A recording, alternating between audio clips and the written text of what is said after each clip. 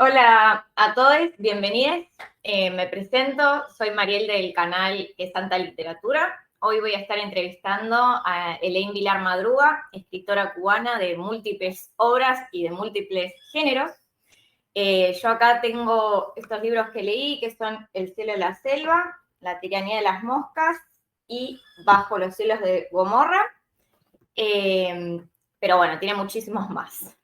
Hoy más que nada vamos a estar hablando de El cielo de la selva y bueno, te cedo la palabra, Elaine, por si querés presentarte a vos misma y a la novela. Pues nada, primero decirte que es un gusto hoy poder charlar contigo y con les amigues que nos acompañen, que nos escuchen. Y bueno, decirles que soy una autora cubana, caribeña, obviamente. Tengo 36 años, soy madre de una husky siberiana, creo que es un detalle importante para conocer mi escritura y para conocerme a mí. Soy hija, soy nieta, tengo una abuela de 86 años maravillosa, a la que he calificado como la escritora de la familia. Yo me llamo solamente traductora.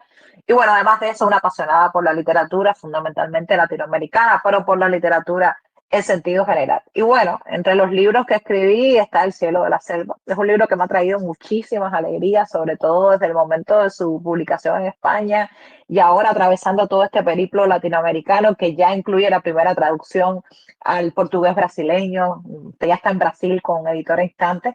Y este año va a ser un año muy trascendente para El cielo de la selva. Van a suceder muchas cosas interesantes. Algunas las puedo contar, otras no, pero esencialmente van a haber muchas traducciones en diferentes territorios y la llegada del libro, que creo que esto es lo más hermoso de las traducciones y las publicaciones, la llegada del libro a las manos de las lectoras, los lectores, de la gente que de alguna forma va a habitar ese cielo y esa selva. Muy bien, bueno, qué bueno. Y también vas a sacar La piel hembra, ¿no?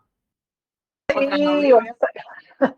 voy a sacar novela nueva. Bueno, mira, estoy de estrenos, ¿eh? Este ha sido un año de estreno. En Argentina acabo de estrenar un poemario que se llama Las Tarántulas.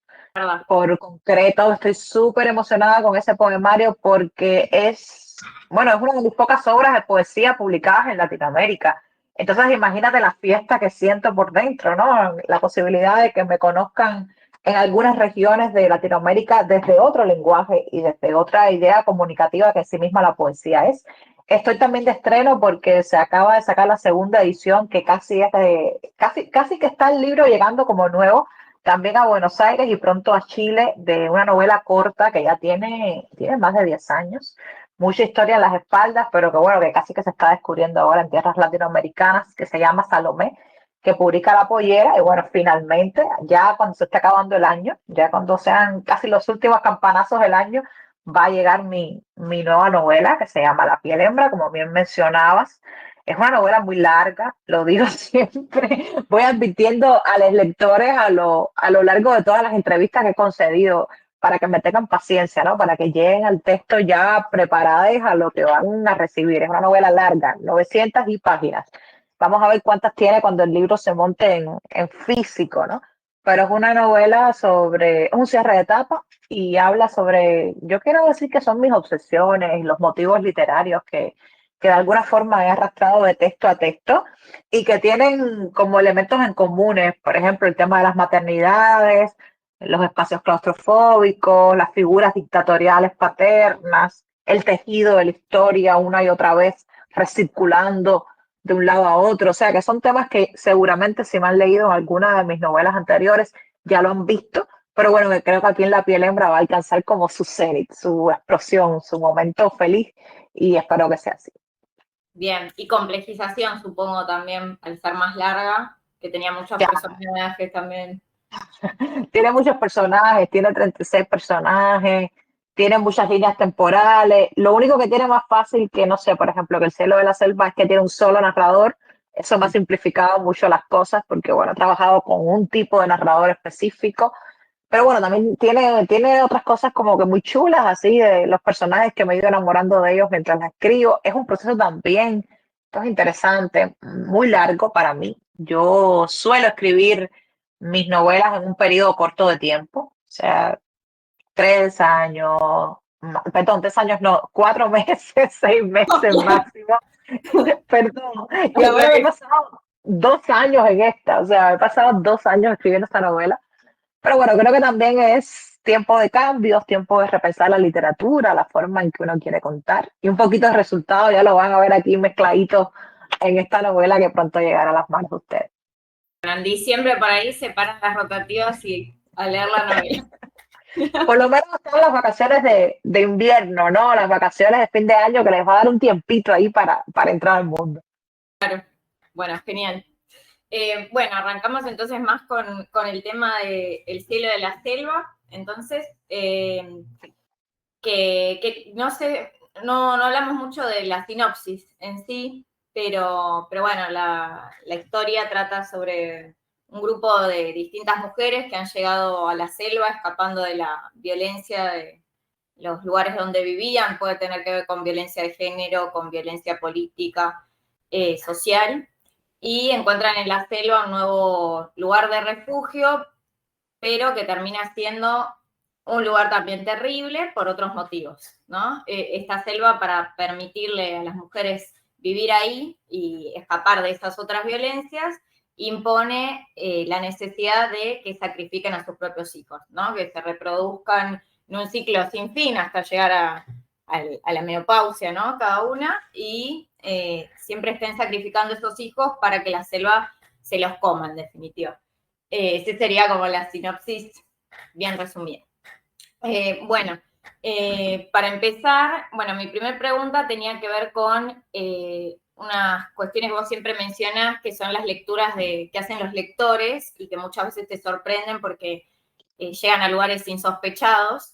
Y bueno, y yo obviamente también me puse a pensar que era la selva, sin caer en que necesariamente sea la metáfora de algo, ¿no? Sino como para dejar volar la imaginación.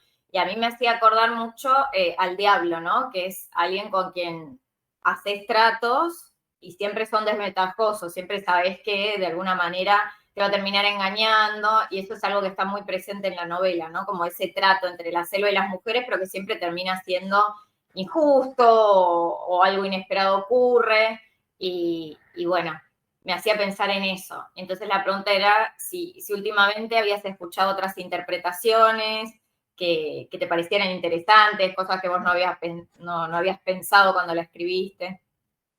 Sí, sin duda. Yo digo que cada vez que tengo la oportunidad, el privilegio de reunirme con mis lectoras y mis lectores, me sorprende algún tipo de interpretación, ¿no? Creo que existen tantas selvas como miedos tenemos los seres humanos y existen tantas selvas como lectores y lectoras hay.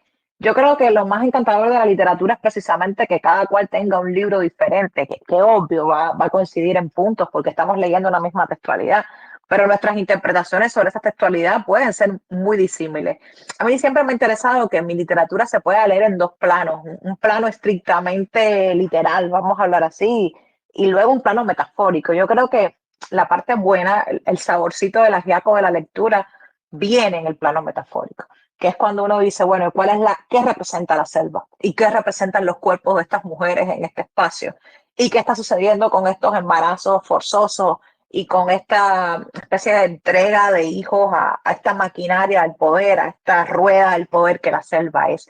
Y he leído muchas cosas, bueno, he leído, he escuchado, me han compartido en reseñas, en charlas que he tenido, muchas visiones de la selva que honestamente no eran las que yo tenía, y creo que las mías en realidad palidecen muchísimo. Cuando me encuentro con las lectoras y los lectores, yo digo, bueno, caramba, si a mí se me hubieran ocurrido todas esas ideas, el libro quizás hubiera sido otro. Creo que mis ideas iniciales tal vez se enfocaban más en los relatos familiares sobre mis bisabuelas y sobre mis tías abuelas, a quienes va dedicada la selva. Y luego también la selva me parecía que era como la gran metáfora del mundo, ¿no? O sea, selva no es solo el espacio geográfico o el espacio simbólico que en ese momento constriña a las mujeres de esa hacienda, sino en el mundo donde las mujeres vivimos y lo que se exige de nuestros cuerpos y la presión sobre estética, sobre nuestra belleza, la presión estética sobre conceptos como juventud, embarazo, dar hijos al mundo, entregar hijos al mundo. Y creo que esa era como mi gran metáfora, pero luego, claro, han llegado metáforas desde el punto de vista de lo religioso, han hablado también del tema de los embarazos subrogados, de la maternidad subrogada. Bueno, muchísimas lecturas, incluso desde los ámbitos folclóricos. O sea, a mí me encanta porque además obviamente, como ya estaba el libro en contacto con lectoras y lectores de diferentes zonas geográficas, cada uno de nosotros llevamos una maleta cultural diferente encima, ¿no? Y un bagaje cultural diferente y lecturas y maneras de ver el mundo. Y qué hermoso es cuando el libro choca con una forma distinta de ver la realidad y se transforma de esta manera. Entonces, bueno, sí, a lo largo de estos 2 años que ya el libro está publicado, la verdad es que he recibido muchísimas lecturas interesantísimas y que me las voy anotando, como digo yo, para posteriores lecturas propias de mi propia obra. Bien.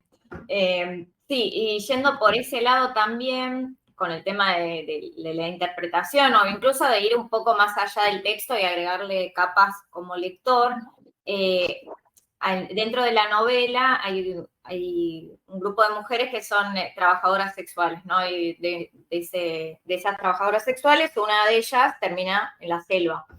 Y después hay otra que es como la amiga, después la rival, y va cambiando su rol, pero una de ellas se llama Copita, y acá sin entrar en grandes spoilers, porque en ese capítulo pasa relativamente pronto, es asesinada y Sí. ocurre ahí un femicidio, ¿no? Y bueno, y a mí me pasó que leyendo esa historia, en mi mente yo me imaginaba a Copita como una mujer trans, y no como una mujer cis. Entonces, bueno, ahí ya pasaba de ser trabajadora sexual cis a ser trans. Y ahí el femicidio ya pasaría a ser travesticidio, ¿no? Sí. O transfemicidio. Entonces, bueno, no, ahí también como que le encontré otra posible capa de significado que quizás no estaba, pero estaba bueno también para repensar después de todas las cuestiones familiares, ¿no? Por fuera del modelo mujer cis. A mí me encanta esa lectura, ¿no? Me encanta la posibilidad de que Copita y que incluso otras de las mujeres asesinadas en los lindes de la selva, trabajadoras sexuales, puedan haber sido mujeres trans, porque las mujeres trans viven y sufren y experimentan la feminidad desde todas sus luces, pero también desde todas sus sombras. O sea, sufren el mismo acoso y muchas veces peor que sufrimos las mujeres cis. Están tan en riesgo de ser asesinadas como nosotras y mucho más. Y sobre todo si a eso le sumamos el efecto de ser mujeres trans y racializadas y en zonas empobrecidas, pues estamos hablando de coordenadas muy precisas, ¿no? A mí me encanta que el Cero de la Selva se lea y que cada uno de ustedes pueda incorporar a los personajes raza, puedan incorporar etnia, puedan incorporar identidad de género, puedan incorporar incluso orientación sexual. A mí me encanta que mis personajes tengan como esas puertas abiertas para que cada uno de ustedes pueda pues incorporarle a los personajes estos elementos, estos ingredientes esenciales de su naturaleza. Y creo que por eso también es que la novela es diferente para mucha gente. Me encantaría haber pensado yo originalmente en el momento en que escribí que Copita fuera una mujer trans. Creo que hubiera también dado una visibilidad distinta al tema de las trabajadoras sexuales, al tema del empobrecimiento. Incluso te diría más, me hubiera gustado dejar muy claro en mi escritura que en la selva existían mujeres racializadas. En la selva no se menciona nunca el tema raza, no se habla ahí. Pero creo que sería importante intencional, ponerle intención de estos elementos. Le he dejado esa parte del trabajo a los lectores, pero prometo que en próximas ediciones de mi trabajo sí habrá una intención sobre ello, porque me doy cuenta de que las cosas que no mencionamos claramente son cosas que se van invisibilizando y que cuando invisibilizamos determinadas cosas pues no existen dentro de un imaginario social, dentro de un imaginario lector, que al fin y al cabo lo que estamos hablando es de un imaginario simbólico, de un background simbólico, que yo creo que es necesario pues hacer presencia y hacer masa crítica y representar en la literatura, obviamente. Bien, y después también otra cosa que me llamaba la atención leyendo era la cuestión de cómo los personajes al entrar a la selva pierden la cuestión de la escritura, ¿no? Está como esta cuestión de civilización y barbarie presente dentro de la novela todo el tiempo. Y bueno, yo también me preguntaba qué hubiera pasado si alguien sí hubiese tenido acceso, por ejemplo, a un cuaderno, ¿no? Y a dejar sus memorias, porque también la vida en la selva implica como esta herencia, ¿no? Que las mujeres van teniendo del rol de madre, pero a su vez de una pérdida de la memoria, ¿no? Porque de repente la nieta, una vez que la abuela muera y ya va perdiendo esa parte de la historia de esa hacienda, de ese lugar, de esa familia.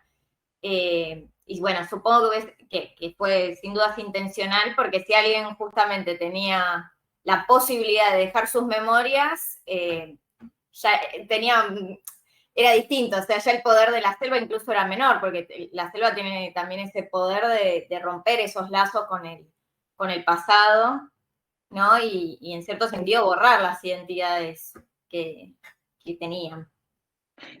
Yo lo he pensado en algún momento, ¿no? Es como los múltiples libros que pudo ser de lo que es ahora, ¿no? Y pensaba, bueno, también Margaret Atwood en El cuento de la criada, otra distopía feminista, escoge el tema del testimonio dejado por escrito, la lengua escrita como manera de luchar contra la opresión, de luchar contra la claustrofobia, de rescatar lo que fuimos y lo que somos. Lo hace también Agustina Basterrica en su última novela. Y yo no quería emplear la escritura como vehículo de comunicación por dos motivos fundamentales, porque a través de las historias orales, a través de la transmisión oral, también contamos y dejamos grabada una experiencia del mundo y una memoria emotiva y una memoria familiar. Por ejemplo, la historia de mi familia, la cual está inspirada parcialmente, vamos a decir así, del cielo de la selva, es una historia que no está escrita, obviamente, salvo por los libros que voy dejando yo ahora, pero que también remite un poco a de qué manera la fortaleza de la transmisión oral de mujer a mujer, de madre a hija, de abuela a nieta, ha tenido un papel preponderante en la manera en que hoy nos interpretamos y en que hoy nos vemos como familia. Y quería que ese poder de la transmisión oral y de desmitificar un poco también que la escritura no es la única forma de transmitir conocimiento. De hecho, y pongo un ejemplo rapidito, los clásicos de la literatura, las historias clásicas de la literatura, del folclore, nos llegan por la transmisión oral. Se han transmutado, se han cambiado con el paso de los siglos, con el paso incluso de los milenios, pero hay una transmisión del conocimiento a través de estas historias. Por lo tanto, demuestra que la lengua oral, la literatura de forma oral es una literatura muy viva también. Y luego también porque pensaba objetivamente, estas mujeres van a llegar, son mujeres empobrecidas, son mujeres perseguidas, son mujeres que llegan a la selva y no es que en la selva todo esté, ellas también trabajan duro en la selva, matan gallinas, cazan animales, crían niños. Una mujer como Santa que tiene tantos hijos, que cuida a una hacienda, que cuida a su madre, que además materna a su esposo, ¿tendría en realidad tiempo para escribir su vida? Yo creo que cuando pensamos a veces en cómo, si lo hiciéramos nosotros, escribiríamos, obviamente pensamos desde nuestro privilegio, ¿no? O sea, mis personajes tendrían un privilegio semejante al mío de pensar que ellas podrían dejar sus memorias de forma escrita, cuando en realidad creo que la realidad propia del texto muestra que son mujeres empobrecidas y perseguidas y que su principal objetivo, por no decir que el único, es sobrevivir. O sea, ya esta parte intelectual de dejar memoria de lo que fuimos, de dejar memoria de dónde venimos, para marcar o trazar las rutas de hacia dónde vamos, sería como algo demasiado falso y no coherente con la realidad del texto. Entonces, claro, desmitifiqué esta parte de la literatura y me centré en el tejido de la oralidad, que, bueno, te repito, creo muy poderoso y creo que es capaz de transmitir muchísimas historias y que ojalá en nuestras culturas contemporáneas tan tecnologizadas, tan conectadas a través de dispositivos, con tantas narrativas tecnológicas que tenemos a nuestros alcances, ojalá que no perdamos nunca, pues sería perder buena parte de lo que nos hace humanos, ese poder de sentarnos a escuchar una historia transmitida desde una sabiduría o desde un conocimiento de la boca de una persona a la oreja de otra persona y de esa oreja convertida en boca y pasando así de uno a otro. Después también, sin entrar en muchos spoilers, te quería consultar cuál era, si tenías escenas favoritas del libro. Creo que hay escenas que son muy fuertes. Justo mis favoritas son las que coinciden con momentos quizás clímax o álgidos. Pero bueno, eso, si tenés algún momento que guardes con más cariño en tu corazón Sí. o algo así. Tengo varios. Te voy a contar algunos por su significación en mí. Mira, el primero que tengo guardado es el instante, el capítulo primero de Romina, el que Romina se presenta como personaje y en el que termina ese capítulo ella corriendo hacia la selva, huyendo hacia la selva. acompañada por un montón de muertes, de mujeres muertas, sus hermanas muertas. Yo cuando escribí ese capítulo, fue un capítulo muy especial porque Romina no era un personaje en que yo hubiera pensado anteriormente, no era un personaje que formaba parte del plan original de la novela, un personaje que me sorprendió, que apareció de la nada y se apoderó de todo, de la selva, de la escritura, de mi proceso creativo, evidentemente de todo. Y cuando yo terminé ese capítulo, esa imagen de las mujeres corriendo, las muertas y la viva, corriendo por la selva, yo supe cómo terminaba la novela. Supe cómo quería que fuera todo, supe que iba a haber un efecto de circularidad, supe todo, supe lo que tendría que escribir esencialmente. Y claro, se me daba como uno de los momentos como más impactantes de mi escritura, también porque terminé erizada de pies a cabeza, así como con todos los vellos de punta en la nuca. Y eso solo me pasa cuando sé que hay algo que he hecho bien. Y luego, bueno, hay otras escenas que para mí son muy cruentas, la muerte de Choclo, sí se me queda grabada, en este caso no con especial cariño, pero sí con especial impacto. Es una escena, es la única escena de la novela que me obligó a parar la escritura. O sea, porque me costó mucho trabajo escribirla. Ya mencionaba al principio cuando me estaba presentando que soy madre de perro, madre de perra, en este caso, una perrita. Siempre he sido una persona de perros, siempre he sido una persona de animales, soy animalista, colaboro con causas ambientales, o sea, escribir sobre temas de violencia y de violencia que involucran animales, pues me es muy difícil. La novela lo llevaba, creo que no es una escena gratuita, creo que explica muchísimo las relaciones que se establecen de deuda y de vergüenza y de violencia entre los personajes y sobre todo el destino del personaje de Ananda. Pero fue una escena que sufrí muchísimo. También quería mezclarla con elementos míticos. No voy a contar más porque si no cuento la escena, pero esencialmente era una escena que se vinculaba con lo mítico y que además era muy dolorosa de escribir. Y por último, creo que la otra escena que me marcó muchísimo fue el comienzo de la novela, que sí estaba planificado tal, o sea, sí era tal y como yo quería que se escribiera, y que me hace recordar cosas emotivamente de cuando yo era muy chica y íbamos los primos, las primas, los niños de la familia, nos quedamos en casa de mi bisabuela Mirta, una casa muy grande, no era tipo hacienda, pero era una casa muy grande también con ventanas altas y los niños todos malditos nos poníamos a observar a los adultos cuando ellos creían que estábamos durmiendo y que en realidad estábamos mataperreando encima de las camas, creándonos historias, siendo niños y niñas en definitiva. Y esa parte de la infancia con los primos, una infancia muy temprana, porque gran parte de esos primos que te cuento emigraron del país muy temprano, o sea, antes de mis 8 años. Yo recuerdo ese momento de dormir todas las siestas juntos y de observar a los adultos y burlarnos de ellos y reírnos de ellos y criticarlos desde el punto de vista de los niños. Me pareció un acto muy liberador. Y claro, cuando escribí El cielo de la selva, yo creo que uno parte siempre de una memoria emotiva, de una forma u otra. Y esta era la que me vino a mente, este clic con mi infancia, que bueno, de esa forma pues arranca la novela. Sí, y hablando justamente de los niños, que es un narrador en primera del plural, que Sí. no es un narrador tan común en la literatura. ¿Cómo fue trabajar con un narrador así colectivo, plural, sin voces individualizadas? ¿Te fue fácil, no? Por lo que veo te gustó y te hizo acordar esos momentos, pero bueno.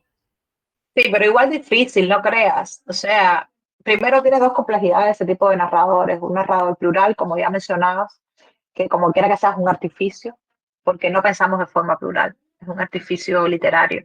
Bueno, lo segundo que me costaba trabajo es que además de ser un narrador plural, era un narrador infantil.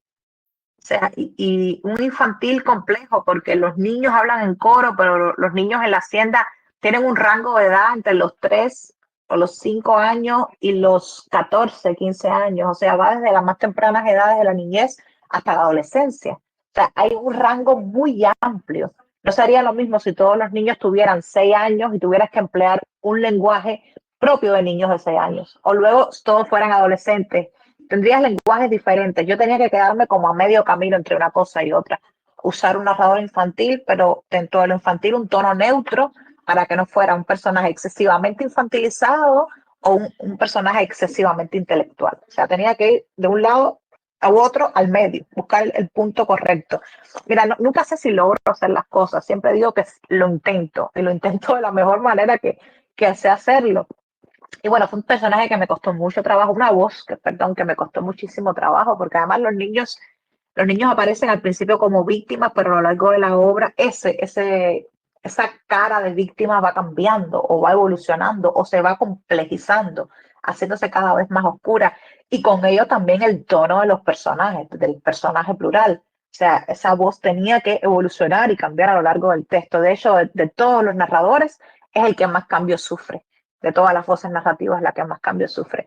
Y claro, sudé mucho. Sudé mucho mientras la creaba, una y otra vez me replanteaba las palabras, qué códigos empleo, qué tipo de tono debo hacer. Creo que al final estoy bastante feliz porque, mira, hay algo que tiene encantador los libros, que es también tienes la mano de editores detrás de ti. Y los editores casi nunca se hablan en las presentaciones, parece que todo lo que logramos lo logramos hacer los autores así porque magia, ¿no?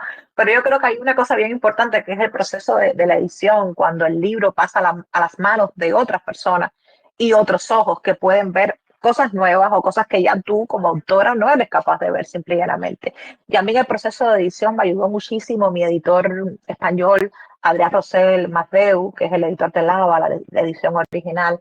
Trabajamos muchísimo en ese texto. Curiosamente, cuando él acababa de entrar precisamente en el proceso de la paternidad, él editó el libro con su bebé en brazos, ¿no? Como me decía, él, con una mano sostengo a mi hijo y con la otra voy editando la novela.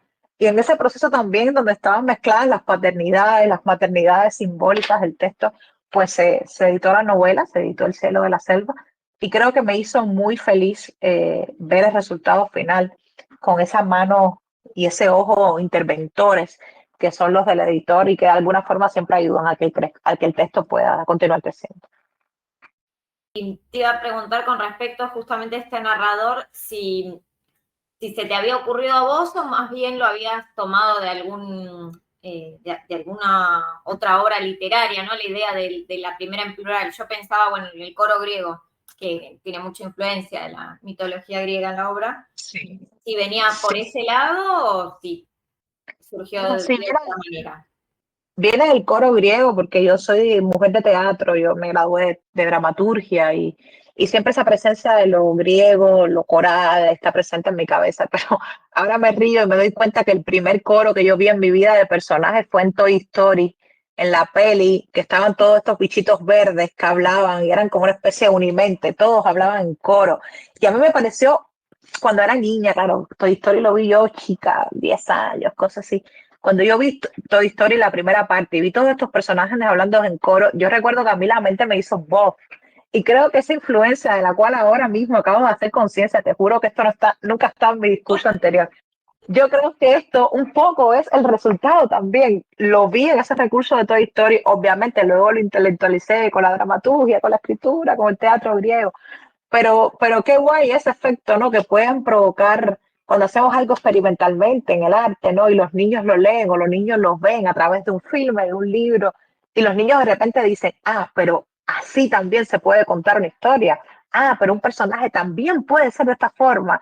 Yo creo que ese es un acto de generosidad tremenda de abrir las puertas del mundo a las infancias y decirles, bueno, mira, es que hay muchas maneras de observar y luego de recrear la realidad desde una libertad creativa. Y mira, recuerdo esa parte de Toy Story porque creo que sí es realmente importante en mi creación, incluso en mi manera macabra de mirar las cosas.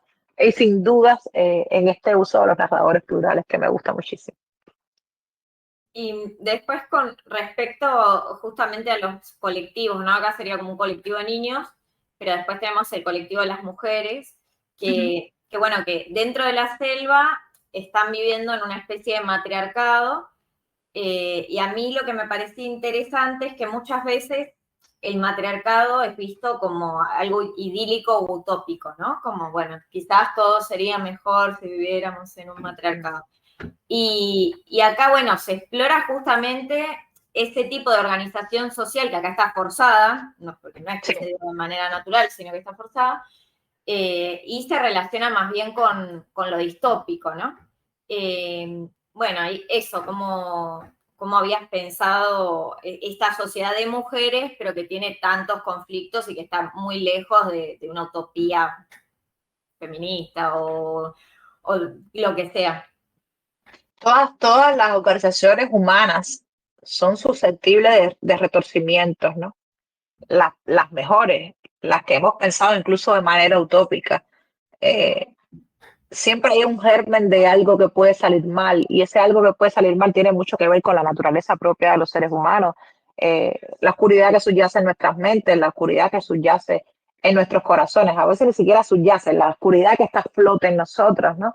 Entonces yo siempre he pensado que las sociedades tal y como están ahora sean sociedades hechas, construidas desde el punto de vista de los hombres y las mujeres, va a cargar con una carga semántica y simbólica bien importante de opresiones. Fíjate, yo no creo que las mujeres de mi novela sean feministas para nada. O sea, las novelas de mi novela, de esta novela al menos, no lo son, salvo Romina en determinados momentos.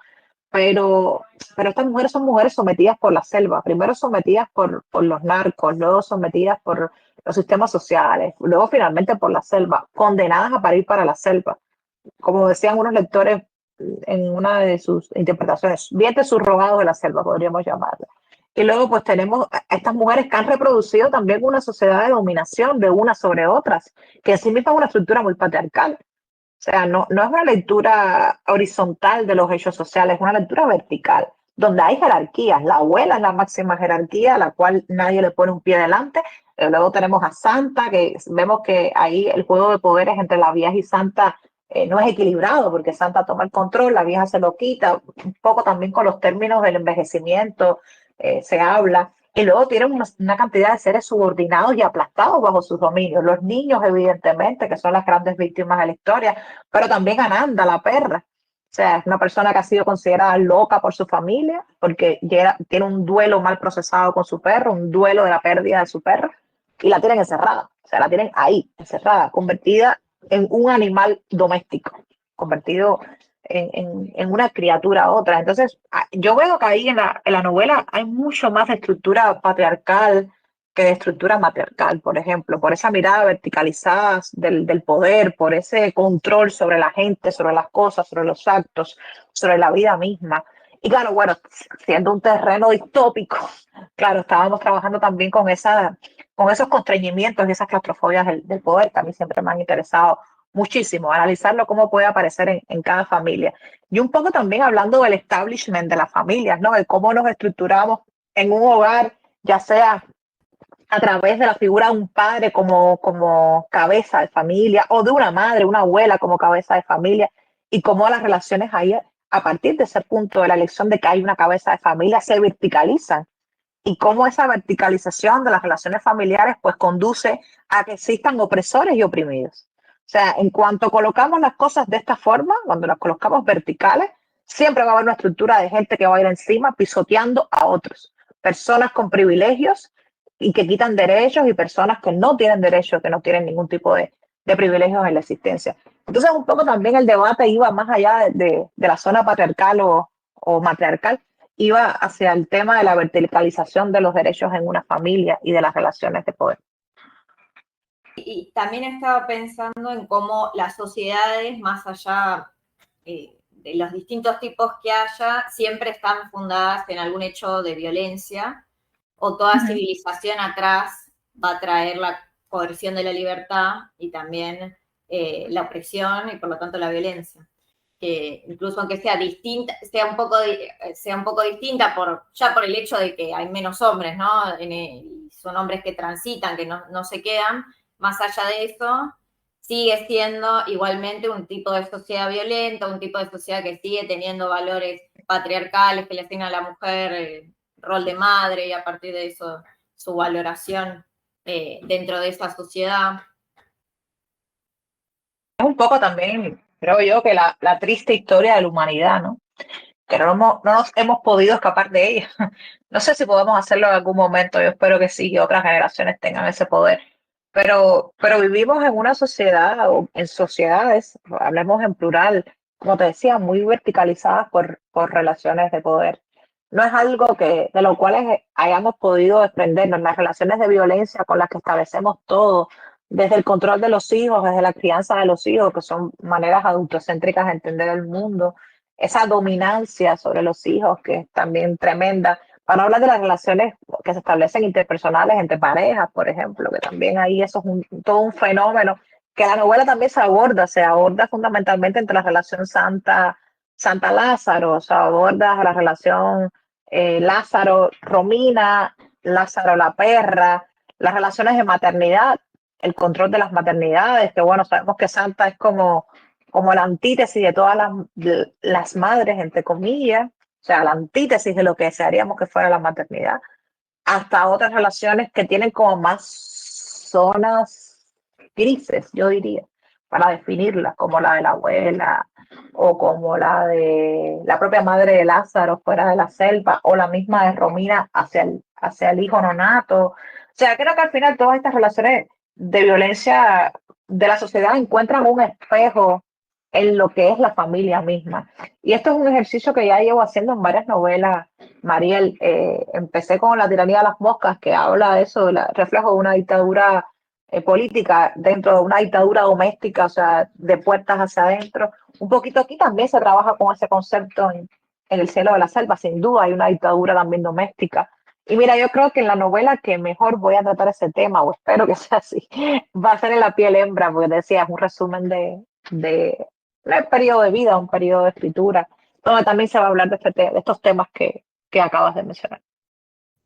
Bien, y trayendo el tema de la tiranía de las moscas, que también lo leí, que tiene un tono bastante distinto, o sea, tiene un tono parecido y distinto a la vez, comparten la ironía, ¿no? Como ese tono irónico, sarcástico, cruel, pero la tiranía de las moscas es mucho más cómica, ¿no? Más tragicómica. Y bueno, El cielo de la selva no tiene momentos de comicidad realmente tan evidentes. Entonces, te quería consultar cómo había sido trabajar a lo largo de tu carrera, ¿no? Con todos estos distintos tonos, que si bien los une la ironía, son escritoras muy distintas, ¿no? Y si hay algún tono que te resulte más fácil o que disfrutes más que otro, ¿cómo vas decidiendo cuál tono usar?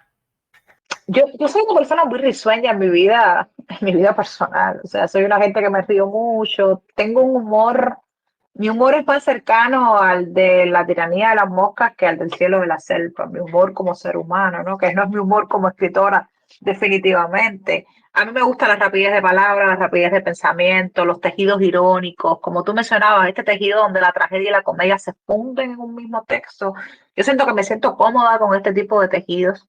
Eh, bueno, El cielo de la selva es mi primera obra de terror como tal, aunque yo siempre he trabajado con ambientes ominosos, de alguna forma estos ambientes ominosos pertenecen al terreno de la literatura de terror o concomitan con ella.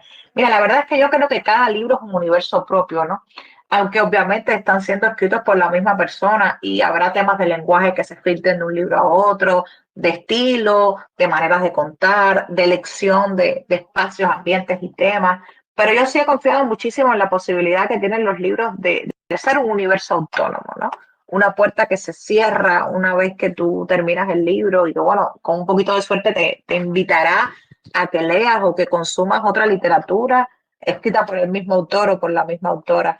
Creo que cada libro tiene como su parte encantadora dentro de esta elección, ¿no? Y que sean diferentes los unos a los otros, pues a mí siempre me place muchísimo porque, por ejemplo, a veces me imagino a los personajes del cielo de la selva viviendo en la tiranía de las moscas o viceversa, y digo, es que no tienen nada que ver, o sea, no podrían, no vivirían en ese ambiente, en ese espacio ecológico, no podrían vivir unos y los otros, son diferentes. Entre el cielo de la selva y la tiranía, es decir, entre la tiranía y el cielo, porque ese es el orden cronológico de escritura, hay una novela que es una novela puente, siempre lo he llamado así, que se llama Las Cavidades, que ha sido solo publicada hasta entonces en México, Buque en México, pero que pronto va a ser publicada en Iberoamérica.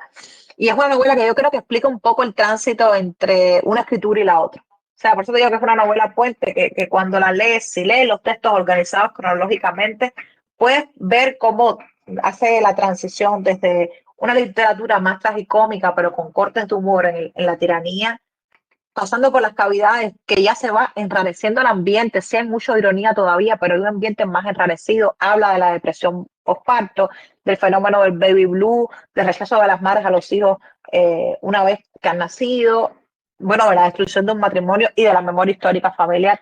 Y yo creo que ese es como el empujón que le faltaba al cielo de la selva para nacer. O sea, si no hubiera existido las cavidades, probablemente no hubiera existido el cielo de la selva. Y bueno, el cielo de la selva también analizándolo cronológicamente con la que viene más adelante, que es la piel hembra, veo que hay muchas cosas del ambiente ominoso del cielo de la selva que se rescatan en la piel hembra. Y sin embargo, esta última, por llamarlo de alguna forma, respecto a los tonos, podría decir que es el resumen de los tres tonos anteriores. Porque cuando leo su literatura, tiene un narrador muy irónico, un narrador omnisciente, un narrador dios, se puede llamar así, que siempre se está debatiendo y criticando a sí misma. El tono de ese narrador me recuerda por momentos más a, por ejemplo, la tiranía de las moscas que al cielo de la selva. Y sin embargo, los ambientes son más propios del cielo de la selva. O sea, creo que es una mezcla, un rompecabezas de muchas cosas de mis ideas literarias que han dado vuelta. Pero sí, eso que te comentaba, Mariel, me gusta la idea de que los libros todos sean o intenten ser un universo autónomo y que aunque haya obvias contaminaciones entre uno y otro, pues los lectores lo disfruten como un mundo que se abre y que se cierra en sí mismo. Eso me hace pensar en que vos también escribiste bastante ciencia ficción, ¿no? Salomé es justo de ciencia ficción también.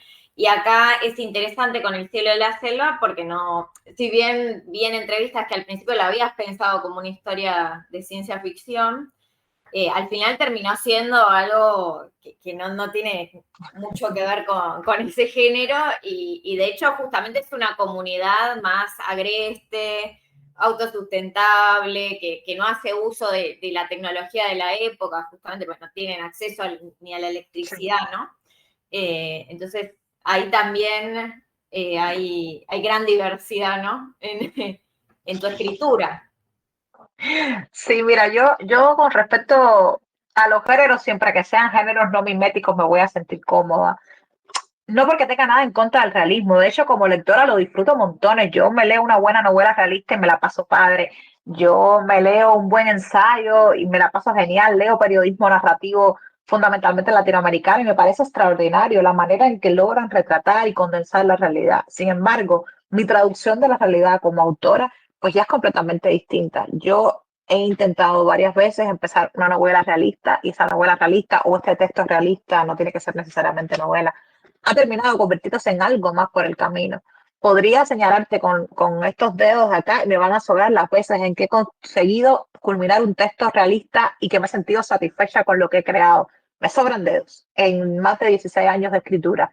Entonces me doy cuenta de que no es un género que me prenda, no es un género que me prenda, que me encienda creativamente. Sí, como lectora sí, pero como creadora no. Entonces, bueno, al final creo que siempre he transitado por las aguas, vamos a decir así, de los géneros no miméticos.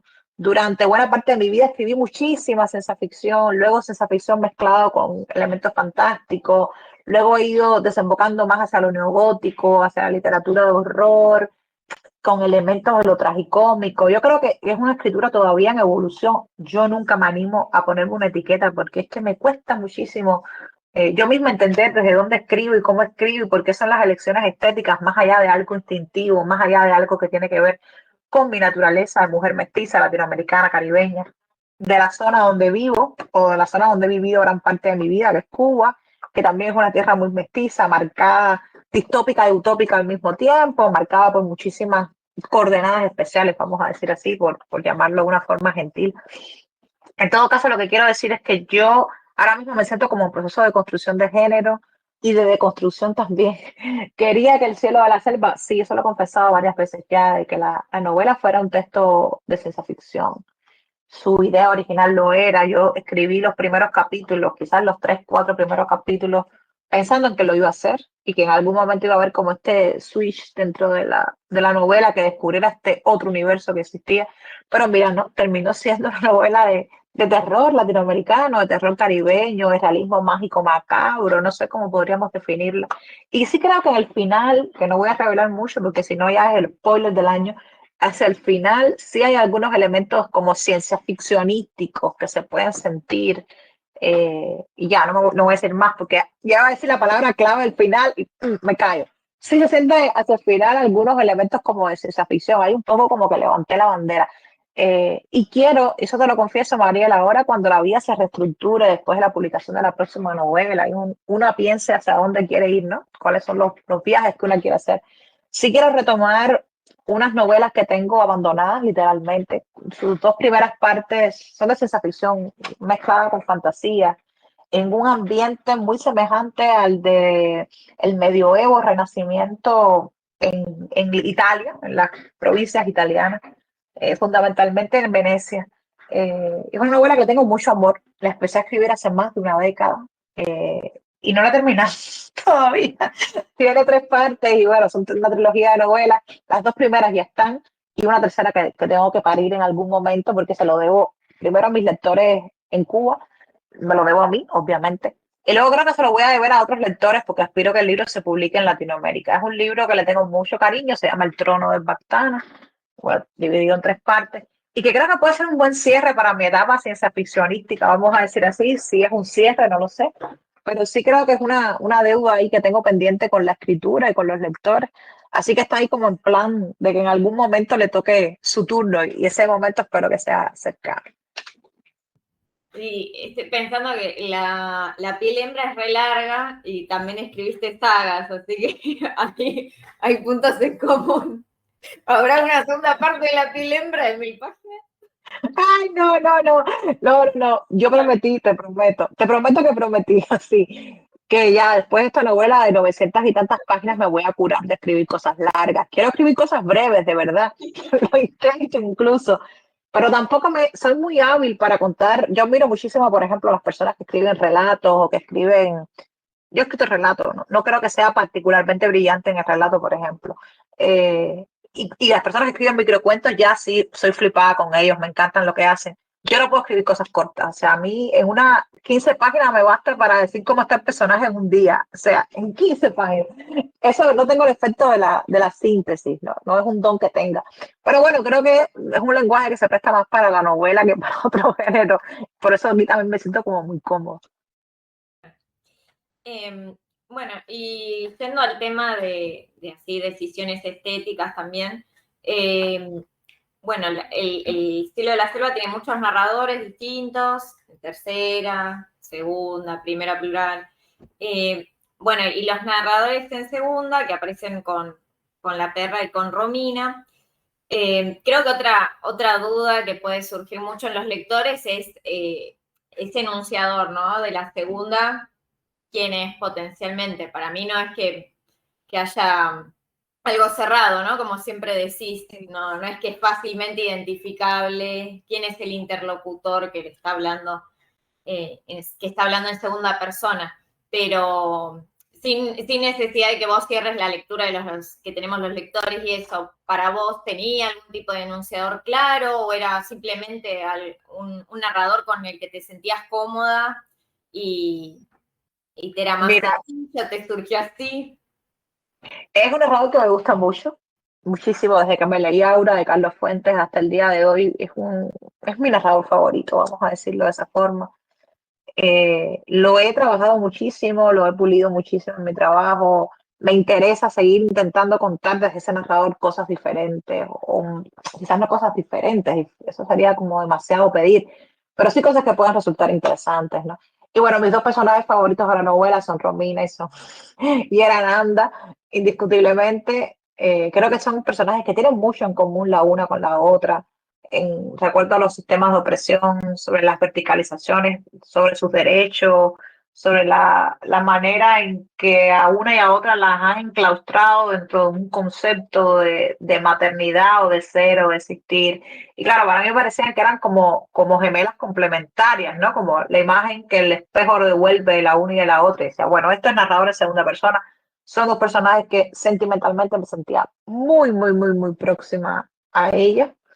Son personajes de los cuales todavía, después de ya 2 años de publicada la novela, sigo hablando a lo largo de entrevistas con mis lectoras y con mis lectores en mi vida personal. O sea, que lo siento muy vivas, las siento las dos. Y yo creo que sí, que fue una elección sabia, porque me gustaba mucho el narrador en segunda persona. Los momentos en que mejor me las pasaba mientras escribía era el momento en que aparecía el capítulo de Romina o el capítulo de Ananda.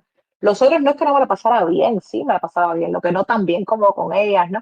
Entonces creo que esa relación especial le tenía que dar como un relumbre necesario. Y para mí era el narrador con el que me siento más cómoda y con el que siento que tengo herramientas como más sólidas para trabajar. Yo, por ejemplo, eso también lo he mencionado, no me he sentido nunca cómoda con el narrador en tercera persona, del singular, sobre todo los omniscientes. Me es un narrador difícil.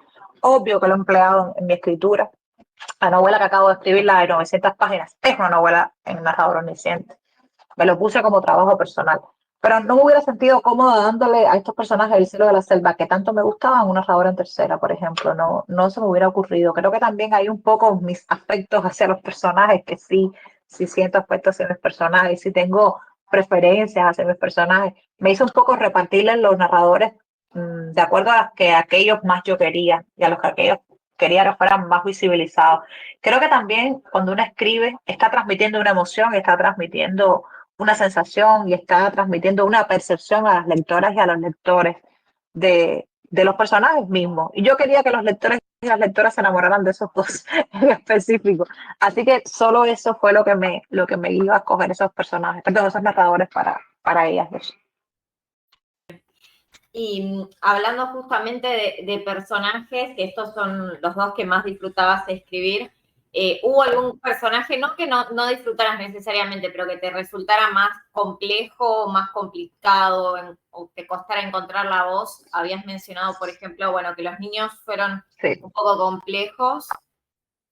No sé si ese fue esos fueron los personajes más complejos o hubo otro que también.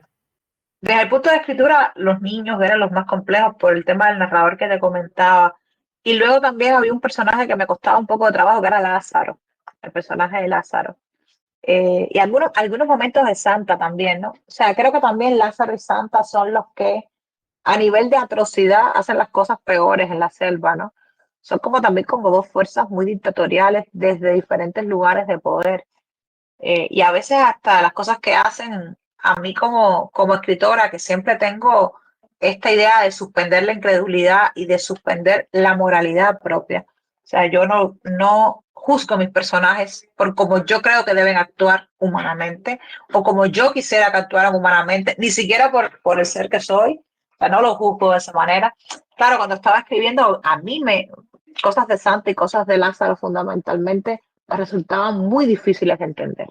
Y decía, bueno, yo tampoco quiero crear a un grupo de monstruos, no quiero crear unos monstruos sin un porqué detrás de sus acciones, no quiero crear gente oscura que cuando los lectores los lean digan, ah, bueno, si este es otro personaje negativo en una obra de terror, este es el villano, la villana, este es el monstruo de la historia. Yo quería que sí, detrás incluso de esos actos monstruosos hubiera un porqué, hubiera una explicación.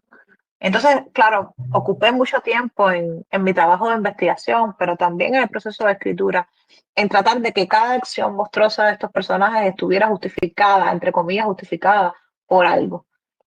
Por ejemplo, la cacería de Santa que le hace a Juanquito, para mí está justificada por el hecho de que ella sabe que la selva le va a quitar a Lázaro, que es el amor de su vida, y ella decide sacrificar a una de esas crías que no le importan para nada, a cambio de que el hombre que ella desea, ama, necesita, se quede en su lugar.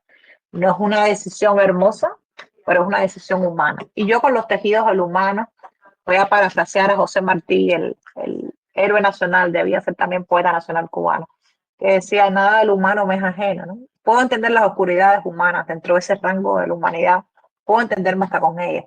Y luego, bueno, el personaje de Lázaro, que sí es un personaje oscuro, un personaje también como de telón de fondo, no está en la primera línea de la acción, está como en una segunda o una tercera línea. También me costaba bastante trabajo. Trabajé o traté de hilar lo más finamente posible los tejidos de su infancia, porque solo a través de las infancias yo sentía que podía conectar de alguna forma con él. Solo entendiendo el dolor de su infancia, podía yo caminar junto a un personaje como ese que transitaba por gran parte de la selva, por buena parte de los trillos de la selva. Así que un poquito ahí, en ese trabajo de background, de fondo, de investigación, cosas que ustedes verán en la novela, pero cosas que quizás ustedes no vean, pero que para mí fueron necesarias en el proceso de trabajo, en la investigación del texto. Creo que fueron los momentos como más difíciles también, ¿no? De tratar de entender a estos personajes y otorgarles una humanidad a pesar de las oscuridades que en ellos están habitadas o las oscuridades que los habitan. Sí, eso me hace pensar también justamente de la influencia que reconoces de los mitos griegos, que también es encontrar en esos personajes la humanidad quizás en su parte más oscura, ¿no? Pero también las motivaciones y los porqués. Y yendo por ese lado, te quería consultar cuáles eran tus mitos o personajes favoritos de la literatura o la mitología griega, y bueno, cómo te habían influenciado. Hay algunos que son más evidentes, ¿no?, en las obras, Sí. como Casandra o después de Ifigenia, pero bueno, si había otros mitos que también, que fueran como los que más te vienen a la mente, los que más te hayan gustado. A mí todos los personajes del ciclo de los Atrídas me gusta muchísimo. El ciclo de los Atrídas es que inicia cuando, bueno, inicia con la guerra de Troya y con toda esta gente que se va a la guerra, esencialmente, el asesinato de Ifigenia y todo lo que sucede como consecuencia de ese asesinato 10 años después, cuando el padre regresa, Agamenón, regresa como victorioso a sus tierras y su mujer esencialmente pues lo ha estado cuerneando y esperando para vengarse por la muerte de la hija. Me encanta el ciclo de los Atrídas, todo lo que sucede a partir de ahí, que incluye pues a Oreste, toda la Orestía también, el proceso de la Orestía me gusta muchísimo. Obvio que el ciclo tebano me es muy interesante, todo lo que tiene que ver con Esquilo, perdón, Esquilo es el autor, con Edipo, con sus hijos e hijas, todo lo que sucede en este personaje que está marcado por un especial fatum, ¿no? Por un destino trágico del cual no es culpable, pero que arrastra y del cual no puede desprenderse jamás. Yo creo que Edipo es uno de los personajes de los mitos griegos que más me gusta. Es como la eterna víctima. No sé, siempre tengo especial simpatía por las víctimas. En este caso es una víctima del destino, una gente que lo hizo todo bien o que intentó hacerlo todo bien y que sin embargo todo le salió mal. Un poco que nos recuerda las intenciones humanas, ¿no? Yo creo que la humanidad ha tratado de hacer las cosas bien muchas veces y ha terminado pues en este desastre en el cual nos encontramos. Y bueno, pues obviamente me gusta mucho Medea, el mito de Medea. Medea es un mito tutelar, creo yo, en mi escritura. En buena parte de mi escritura llevo mucho tiempo investigando Medea, mucho tiempo escribiendo de ella. Tengo una versión de una tragedia de Medea para teatro en clave contemporánea que habla del tema de las migraciones forzosas, de los hijos de primera generación de migrantes naciendo en una tierra que a la par es ajena y a la par propia, de la adaptación del lenguaje. Bueno, Medea también, obviamente, aparece en El cielo de la selva. Yo digo que es mito tutelar precisamente por eso. El libro empieza con una cita de la Medea de Eurípides. La parafraseo siempre porque nunca la recuerdo exactamente, pero algo así como más preferiría yo yacer dos veces sobre el escudo que parir una sola, que habla del tema de las maternidades, lo terrible de las maternidades, de cómo Medea compara la guerra, de cómo compara la idea de retornar muerto de la guerra al hecho del paritorio, la guerra del paritorio. Entonces, nada, creo que son así como algunos de los personajes clásicos griegos que más me influyen, que yo siento que se desprenden de una manera u otra en mi literatura. No son los únicos ciclos que me acompañan, obviamente, pero sí son aquellos que más me han marcado desde el punto de vista como lectora, en mi memoria como lectora y también como investigadora, también lo quiero decir profesora, porque soy profesora de escritura creativa.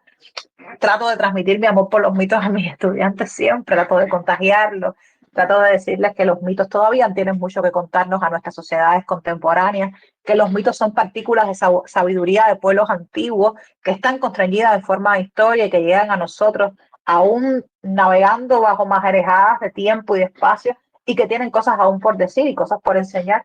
Y luego, bueno, mi otro intento, que ya este sí es creativo o desde la creatividad que la creación en sí misma entraña, pues bueno, también trato de reescribirlo para sociedades contemporáneas desde nuestra sensibilidad, desde los temas que nos importan, pero donde siempre un lector, una lectora pueda encontrar, así como a través de la celosía del texto, que aparece en uno de estos personajes trágicos y míticos que ya nos han acompañado históricamente. Dijiste que tenías una obra de teatro, que era una actualización de Medea. ¿Esa cómo se llama? No, no la Se llama conocí. Alter Medea, se llama, es una obra, mira, es una obra bastante viejita ya, si supieran, yo la escribí en segundo año de mi especialidad, que tendría que 22 años, 23 top, y no creo que tuviera 23, o sea, pongamos 22, 23, tengo 36, o sea que ya le he pasado unas ruedas de tiempo importantes por encima, pero es una literatura que siento que está muy viva todavía, un texto teatral que está muy vivo, porque bueno, es que el tema de la migración, de las migraciones forzosas, de los desplazamientos forzosos, siguen siendo, por desgracia, algo cotidiano, algo del día a día. El tema y yo diría que la tragedia o el drama de las primeras generaciones de migrantes, personas nacidas en países que no son los países de orígenes de sus padres, todo el tema de la lengua de apropiación cultural, todo el tema del extractivismo también que está presente en esta novela de una forma u otra. Y tiene una novela, no, perdón, obra de teatro. Y tiene una característica especial que yo quería también codificarla escénicamente con las películas de zombies, porque soy muy fan de las pelis de zombies. Soy muy fan de todo lo que tiene que ver con eso, de veras, o sea, desde las muy buenas hasta las pésimas, todas las veo. Si sale peli de zombie, por favor, envíame el link, que voy a ser muy fan y muy, muy, muy feliz. Colecciono pelis de zombies malas, además, o sea, me gusta mucho la estética del mundo de los zombies, dentro de las criaturas oscuras, yo creo que son mis favoritas. Y entonces me la paso muy bien viendo pelis de zombies, de contagios y de todo aquello. Y quería también que esta novela hablara simbólicamente sobre un mundo habitado por zombies, un poco también una crítica a la enajenación del mundo contemporáneo, y juega con estas codificaciones a medio camino entre una literatura de terror paródica, vamos a llamarla así, y bueno, toda esta parte histórica como más referencial, quizás más inquisitiva también, que te he mencionado el tema de las migraciones. Para anotarse ese texto. Bien. Bueno, y yendo al tema del terror que justo mencionaste al pasar, y que El cielo de la selva habías comentado que era la primera de terror novela, ¿no? Sí. Bien, ahí traigo una cita de la obra que dice: el miedo era una palabra grande y sagrada para alguien que, como Ifigenia, vivía siempre en ese estado sostenido, en un terror que comenzaba a difuminarse en cierta forma de normalidad.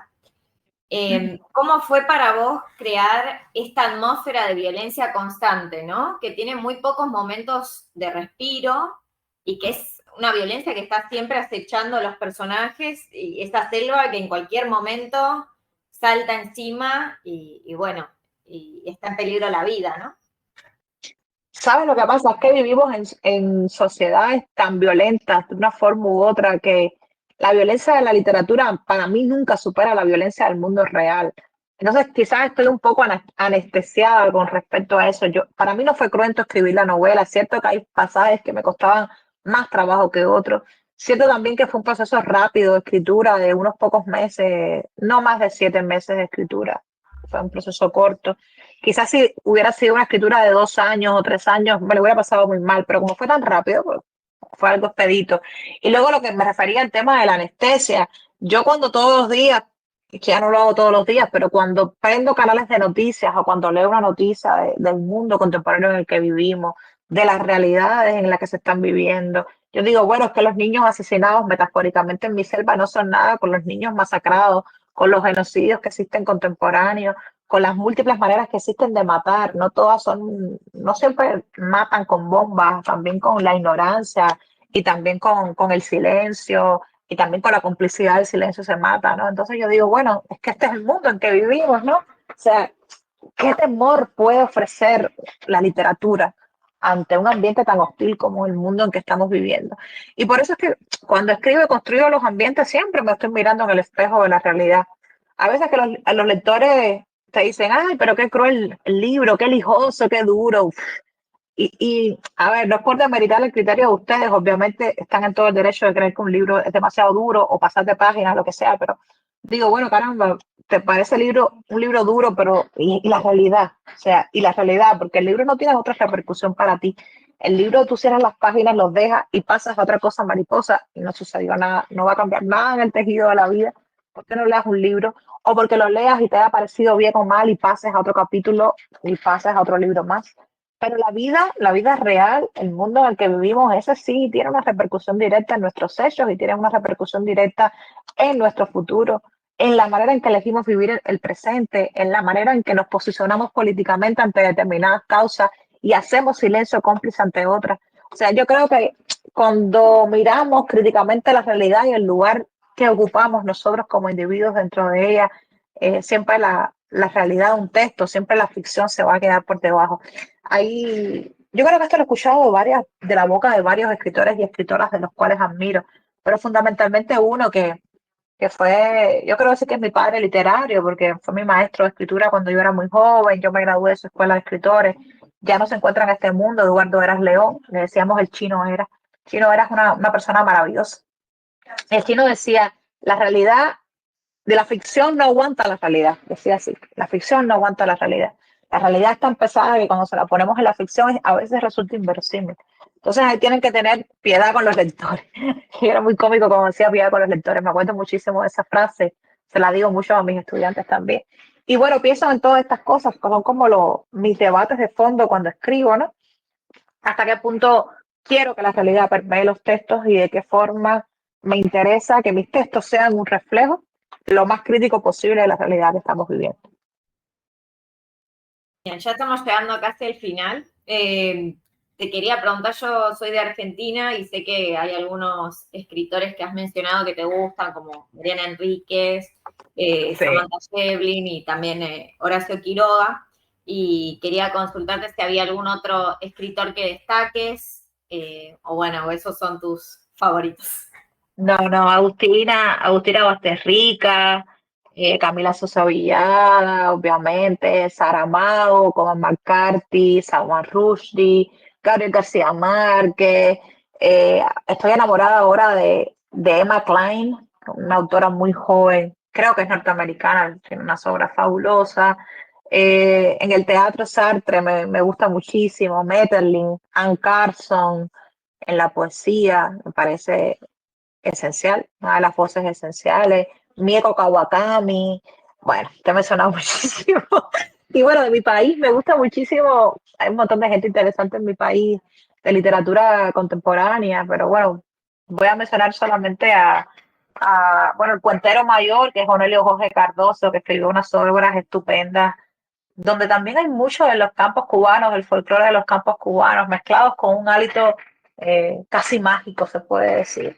Y Virgilio Piñera, que es el maestro del absurdo, el maestro de la ironía en la literatura cubana. Era un excelente teatrista, pero yo me quedo sobre todo con su narrativa, con su cuentística, que me parece de un esplendor no alcanzado en mi tierra de nuevo. Eso lo digo con un poco de tristeza porque me parece que es uno de los grandes cuestistas de mi país y yo diré que el mejor, o por lo menos el que más me gusta a mí. Bueno, Virgilio Piñera también es una figura histórica dentro de la cultura cubana, yo creo que es un parteaguas en la literatura cubana y en la cultura cubana. Y bueno, creo que esos son así como una especie de mis nichos de escritura, mis ángeles tutelares, los vivos y los muertos, las vivas y las muertas que me acompañan cuando escribo. A mí me gusta creer así, que la literatura, que el proceso creativo es un proceso de acompañamiento, de gente que está en este plano y gente que está en el otro, y escrituras que están en este plano y otras escrituras que andan en otros lugares, y que uno de alguna forma pues se sienta con todo este background de lecturas, de cultura, de historias, de zozobras también, y trata pues de crear una obra nueva, y con un poquito de suerte pues una historia que guste también a los lectores. Lindo. Bueno, y por último te quería consultar, que seguro me vas a decir que sí, pero por las dudas te pregunto, si te gustaría que tu obra fuera adaptada a películas o series, o decir tal obra sería buenísima como una serie o como una peli. Ay, Imagínate, obvio, mira, yo veo la tiranía de las moscas como animado. No sé por qué siempre lo he visto como algo así como South Park, como animados muy irónicos, muñequitos estos cabezones feos. No sé por qué siempre me lo he imaginado así, a la tiranía de las moscas. Creo que sería un formato que le vendría bien a la novela por lo paródico. Bueno, obviamente El cielo de la selva también me lo imagino como una peli, como ya más de género, ¿no? Más de terror, más con estas zonas oscuras, pero que no empeoren la crítica de lo real. Y bueno, ahora La piel hembra, la nueva, mira, ya no puede ser una peli, tiene que ser una serie porque son muchos personajes, pero sí me lo imagino como una serie. Y yo creo que será un sueño en el momento en que alguna de mis obras se ha ido al cine. Estoy o tengo toda la fe del mundo de que algún momento va a ser así. A veces los procesos cinematográficos duran mucho tiempo, duran muchos años, pero a mí me haría especialmente feliz de que mis libros hicieran como ese tránsito, ¿no? De pasar de un formato en el que han sido concebidos hacia el otro. Yo creo que ese tránsito a veces la gente dice, bueno, pues puede perder el sentido del texto, puede cambiar la manera en que el texto es.